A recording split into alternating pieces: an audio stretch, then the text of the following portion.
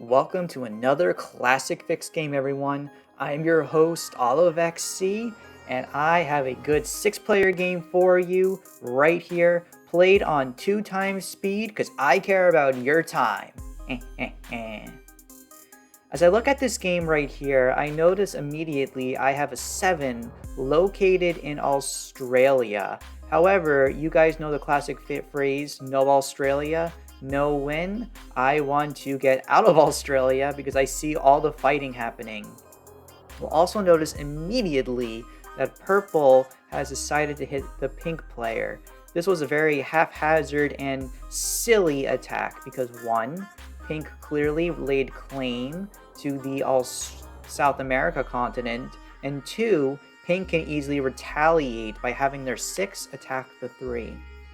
Now I notice on my turn that the blue player is immediately trying to go for the Australia region. So I leave Australia, and because I have an alliance with the pink player that I made on turn 1, I decide to move my 2 out of the way.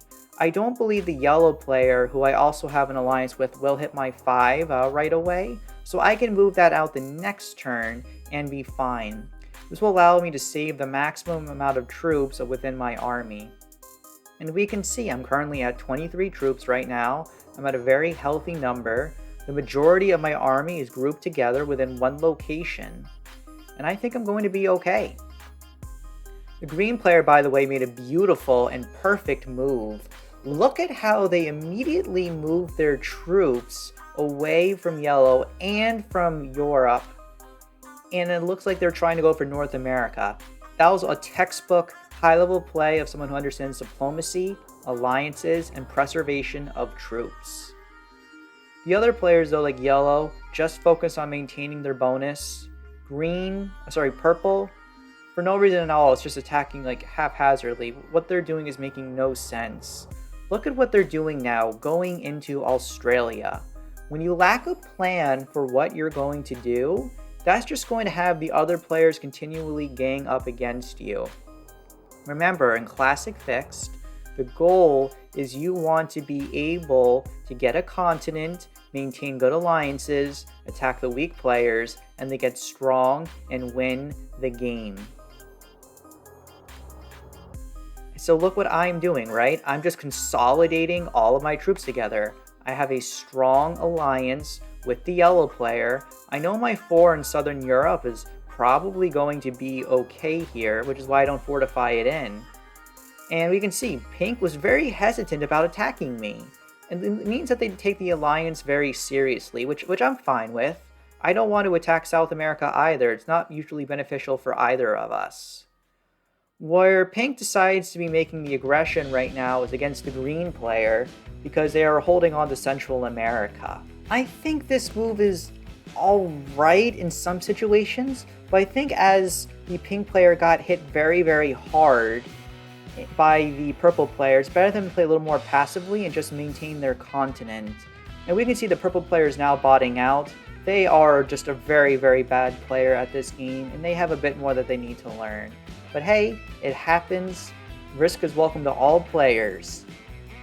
My move, again, is very, very simple. I'm just consolidating everything together, and I'm very lucky to be having a set on 3. And because I now have this set, I will be able to safely take and hold the Europe continent, maintain a strong grip on the game, and hopefully will be able to build an advantage for myself. The green player, by the way, does something kind of annoying where they're kind of kill guarding the purple player a little bit. It's not a bad move. If anything, I think it's a very good move because a lot of players will be hesitant to go for the kill, or they'll remove the territories within the Europe-Asia region, and then they can get a bunch of cards establishing a good advantage for themselves. But oh my goodness, you guys, this purple player has been making so many mistakes. Now they're antagonizing me. Like, look at this. They are down to only 13 troops left, and they're looking to pick a fight with now the strongest player on the board, with me having a big set. So I give them a warning that they need to move. I doubt they'll be able to do it, but at the same time, I just want to be kind of nice to them. And I'm really hoping that they do something, like go into Asia or something else. Maybe then I'll let them live. I may just eliminate them anyway, because frankly, they're a loose cannon and may not understand the benefits of alliances and not attacking other people's continents. More of a liability than a benefit, to say the least. Now, the green player is unable to get the North America because pink continues antagonizing them. Conflict is rising between the two, and it is coming to a boil. I do wonder, is pink going to make the move attacking? I think it would be mutually assured destruction, because even if green gets eliminated, pink would probably get eliminated afterwards. Oh my gosh, you guys. The purple player is so bad at this game. Now they just self-destructed and put everything into the pink player for no benefit. This is just probably one of their first games and they are learning right now. So I decide to eliminate the purple player from the game, as you can see here. Goodbye, purple. I hope you subscribe to my YouTube channel and get better at the game of Risk. So unfortunately, a couple of bad rolls right there, but I get the set. I get a nice trade-in for myself, and now I just move everything back to the portal, and everything is pretty well defended. I'm also maintaining the alliance with the yellow player because I move out of the Africa continent for them, which I'm sure they appreciate, right? Now they'll be able to regain it back. This is a mutually beneficial alliance relationship. Yellow is able to maintain their continent, and I get a bounty for myself. Very, very nice. Now green is really trying to ask the pink player to move here, but I feel like they just can't get the continent. They are too weak right now, and pink, who may not understand about the balance of the game and troop preservation, may just self-destruct and hit the green player, ending both of their games. They're basically going out for an all-out move, but when you're one of the weakest players, the other players generally should not be letting you hold a continent, and this is because why would you let a weak player grow strong? You should let the weak player stay as weak. Blue just continues doing the Australian turtle strategy, which is a little bit weaker because Australia is a 2-point hold. I'm also trading in right away here because I want to maintain my borders and my advantage holding the continent. I'm able to keep this continent and my overall advantage because I understand the balance of the game and the alliances. And look at pink. They decided to go for the attack, and they don't even try to eliminate the pink player at all. And now look. Green was very, very upset, so they just decided to be hitting pink. And yellow, who has an extra army available, they make a nice move right here. They decide to eliminate the green player, who I think was a really good player. I think they just got a little unlucky with the pink player antagonizing them. They were unable to pivot to the next stage of the game.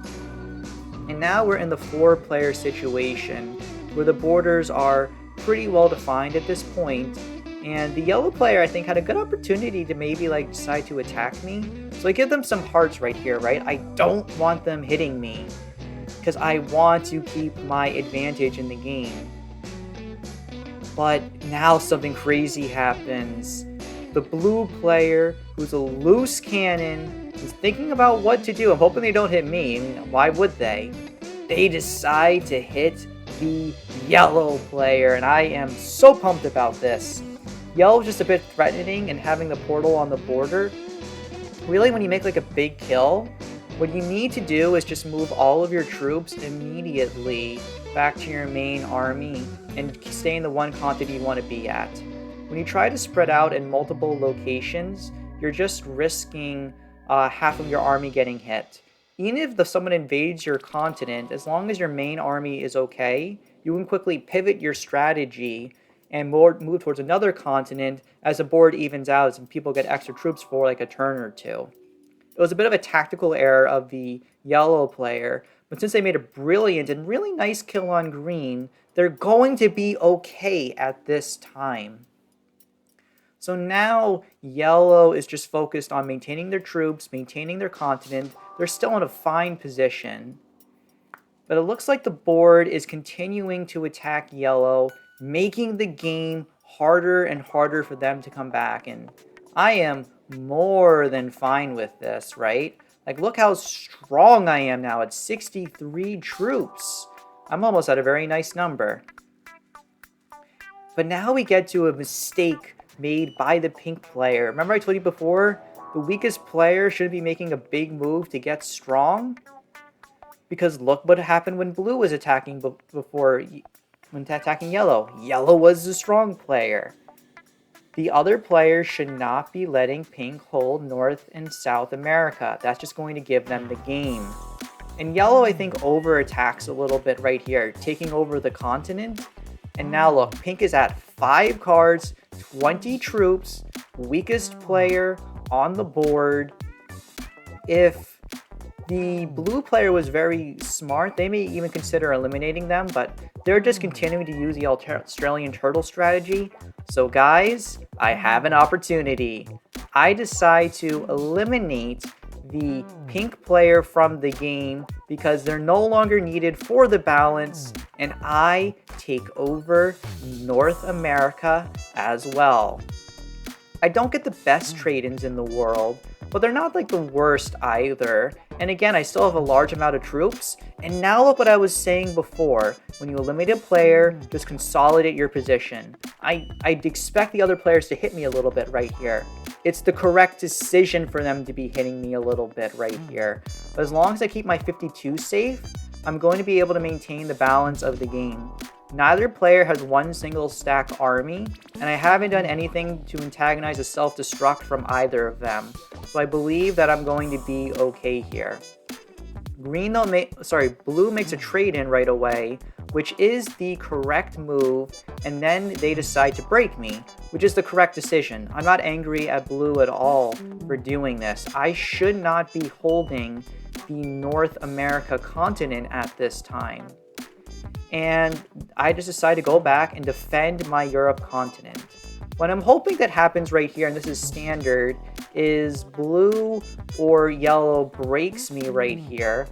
And once they're broken, yellow and I, who are getting a lot stronger, can team up and eliminate the blue player. But guys, what's going on? Why did the other players let me keep and hold North America? So I'm starting to speed up the game a little bit right here, and I'm asking yellow, hey, you can attack me, bro. It's okay to break my North America bonus, but guys, we're getting a little bit of gamesmanship right here. Yellow doesn't want to break me because they're my alliance member and they don't want to draw my ire. Blue doesn't want to keep breaking me because I'm in alliance with them and they don't want to draw my ire. They don't know my skill level. They don't know that I have over like 1,000 hours into this game and I don't care about North America being broken. I would only antagonize if my Europe was broken. But by giving me both continents right here, guys, you're seeing a rare win condition in Risk right here. You win the game when you have more troops than both players combined. But you can also win if you're generating more troops than them. Because I'm generating all of these troops, and they're both attacking each other a little bit right here.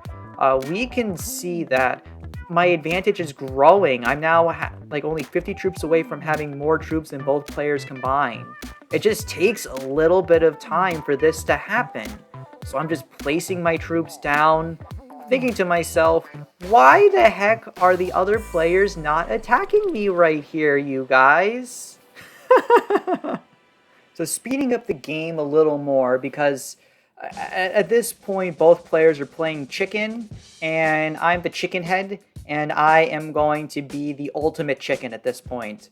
I don't know, I'm just trying to come up with some crazy things to think about my good fortune, but the yellow player recognizes that they can't win. They are trying to now eliminate the blue player from the game. They get some good rolls, but guys, the balance of the game is broken. Blue is rightfully very, very angry at the yellow player and just hits them as hard as possible. But guys, the game is done. The yellow player is at a good number. I have a really, really high number, and I eliminate the blue player from the game. Then I eliminate yellow, taking the game. Guys, if you're enjoying this content, please consider subscribing and follow me on Twitch. But this is OliveXC signing off.